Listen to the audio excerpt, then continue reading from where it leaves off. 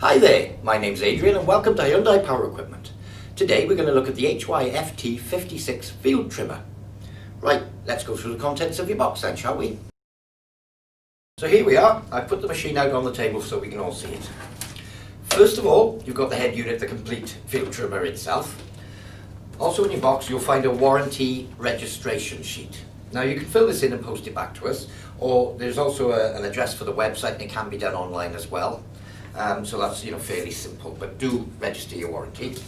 Secondly, there's a comprehensive operator's manual. Now everything you need to know is in this manual, but as I said, you can go onto the website or what have you if you need any further information, or I'm sure having watched this video you won't need any more help. It also comes with spare trimming wire. There's enough to change the wire twice. Now this wire is 4 to 4.5 millimeters diameter, and the pieces you need will be 550 millimeters long, and we'll show you how to change that later. Also, you've got an Allen key here, which is for the cutting height adjustment for the head. You can raise the head up and down, which will show you that a little later. Also, in your packaging, you'll find a tube like this. It's quite easy to lose this in the box and throw it away with the rest of it. But inside the tube is your engine oil. Now, I must reiterate here, this is supplied without the engine oil in the engine, so it's imperative that you fit engine oil into the engine, and we shall show you that as well. Okay, so that's exactly what you get as the contents of your box. So the next thing, there is very little assembly with this machine. As you can see, it comes pre-assembled, pretty much everything is together, just to show you how to prepare it for use. Okay, first thing is the operator's handle. Now this will go in multiple positions depending on the height of the operator and what feels comfortable. So set it up whatever feels comfortable for yourself, and basically you just tighten up the little hand wheels on the side. So I've set it quite low here, so that would be sort of my position because I'm not a very tall chap, but if you're quite tall you might want it up higher and what have you. So once you've found the position that suits you, tighten up the two hand wheels, and there it is, that's the handle in place ready for use. When you want to store it away in your shed or whatever, you can undo them and fold it back down, and it's more compact for storage. The next thing, the pull starter here. There's no fuel in this machine and it's new out of the box, so I know it's not going to start. So you pull out the pull starter and you'll see a little pigtail here. There we are. That's in much more convenient position for you now, so that you can get to it to start it without having to bend over and what have you. So that's the pull starter in position. So that's pretty much it, ready for use. Other than the most critical thing, engine oil. Now, we talked about engine oil earlier. It comes with a bottle of engine oil. The engine oil, it does actually say on the bottle, it's going to be a 1540 or 1030 engine oil. So when you come to change the oil, if you keep the bottle, it does say what grade you need on the bottle, so that's a nice reminder. And the next thing is, this bottle could easily hold more than the engine will take. So don't just pour the whole bottle in. There is an oil level, and I shall show you that now. On the side of the engine here, let me just bring it towards myself so I can see as well, is a dipstick. Unscrew the dipstick, and you'll see on the dipstick is a serrated graduation and then a line at the top. When we pour the engine oil in, which will be from your bottle into the dipstick hole, take it nice and gently because it will back up in the hole. So just pour it gently in, perhaps half a bottle or what have you, and then check it with the dipstick. And when you check it with the dipstick, don't screw the dipstick in, place it in the hole till it stops and pull the dipstick out.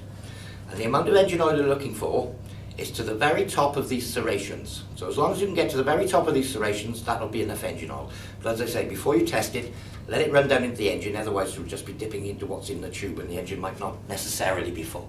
So okay, we'll take it that we've poured the engine oil in, and the engine is now at the correct level, and we can screw the dipstick back in firmly.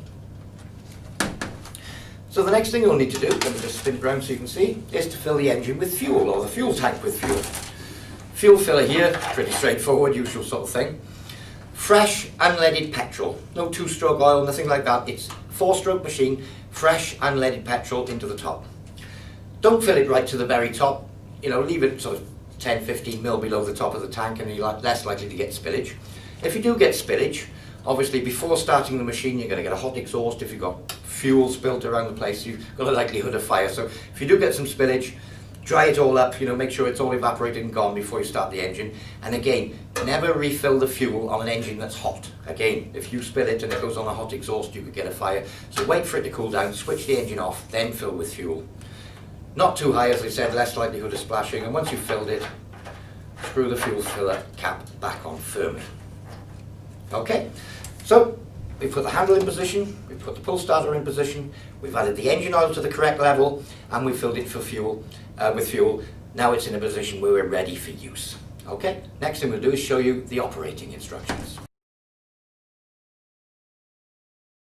Okay, let's get straight on with the operating instructions. So let's turn it so we can see it.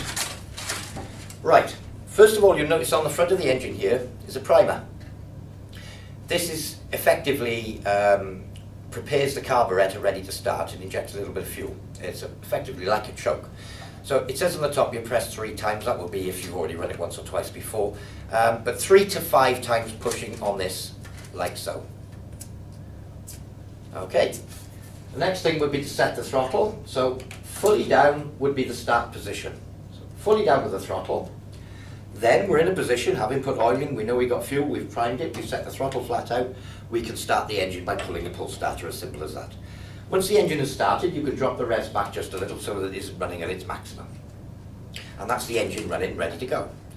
So the next thing, we're just about to get going, we need to start the head in rotation so that it starts actually cutting. First of all, you pull this lever back, and then this effectively is a clutch which will set the head in motion. So you pull this clutch down and it will lock in position wherever you set it, but push it right down, it will lock in position. It doesn't lock when the engine isn't running, it's got to be rotating for it to lock. But once you've set that off, the head is now rotating, the engine is running, and you can push it along and cut and do whatever you want to do. When you wish to stop the head rotating, just let go of this bar, this will unlock, the head will stop rotating, and then to stop the engine, pull the throttle lever right back to the slowest position, the engine will run down to a very slow speed and stop. And that's pretty much it. So as a quick run through, start the engine, prime, throttle, start. When you wish the head to go, this lever down, clutch on, head rotates. When you want to stop, let go of that bar, head stops rotating, stop the engine, pull this lever back and the engine will stop. And that's the start and stop procedure. So next we're going to look at the cutting height adjustment and changing the cutting string on your field trimmer. So I'll just flip it up on its end so that you can see more clearly. Right, you'll see on the cutting head that you have 2 slots. There's one this side and one this side. Now, under one set of the slots, fortunately is this side, I can see 2 locking screws. Now, with the machine comes the handle, which is, for all intents and purposes, an Allen key, and that drops in. You can undo the screws, 1, 2, that loosens the head. Now, as you can see, this head will now slide up and down. If you're right down, if you're on nice smooth ground and it just needs cutting back or what have you, you could have it quite low and be cutting quite close to the ground, this being the ground level, and as you can see it's probably cutting about 25 mil from the ground level. If it's really rough ground, you know, with lumps and bumps and goodness knows what, and you want to be cutting the weeds and not the ground, you can move it up to adjust the height up and down to whatever suits the sort of surface you're on. So once you've decided on the height you're going to cut at, back in with the Allen key and tighten the 2 screws. Missed it. There we are. Right, the next thing is changing the string. Now, when you get your machine, you'll see that it's already been threaded, such as this one has.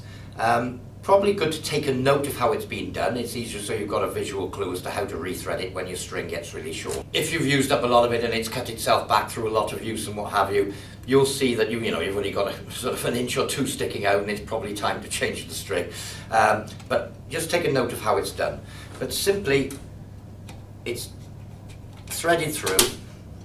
Now, as I said earlier, this is 4 to 4.5 mil diameter string. I'll just remove this from here and then rethread it so you can see how it's done. 4 to 4.5 mil diameter. As you can see, there's there's a few new pieces that come with it to keep you going in the meantime until you can get a roll. 4 to 4.5 mil diameter, 550 mil long would be a typical amount that you'd have without wasting any, and it's the optimum length so that you're not having way too much. If you've got it too long, there's a cutting blade here, and say you were to have this piece way too long, and as it comes round, what it would do, it would cut off the excess and it would save it sort of ripping into your guard or what have you. Although it's a durable guard, it will stop this string from cutting into the guard so that it's not bashing the card rather than the ground. But if you have it 550mm long, as you can see, it misses the cutting string completely, and that's absolutely fine. Okay, to thread it, it's quite difficult for me to show. If you get one end, pass it through the outer hole of the 3. Having done that, pull a portion of the string through, and then back out through the furthest one. So you've gone through the outer 2. Now at this point, you need to pull the string through until you've got equal lengths. Having done that, you need to go back up and through the middle one. It's like tying your shoelaces really, I suppose. Back up through the middle one and back out again. Give it a nice pull, and that's pretty much your string done. As you can see, 550mm long, it's just short of the cutting blade, and it's, it's just about optimum length. And that's how to change your string.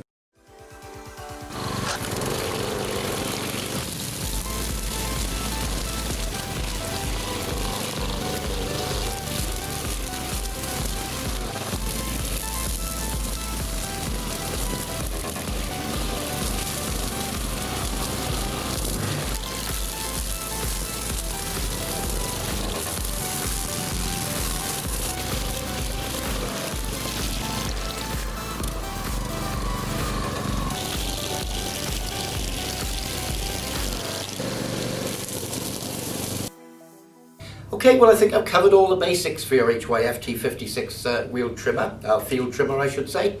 Thank you for purchasing this product. I mean, as you can see, it's a really sturdy piece of kit and it really will eat through the vegetation. Don't forget to register your warranty. You can do this at hyundaipowerequipment.co.uk, where you'll find phone numbers, service helplines, all the rest of it, and lots of other useful hints and tips and videos. Well, I've been Adrian, thank you for watching and happy trimming.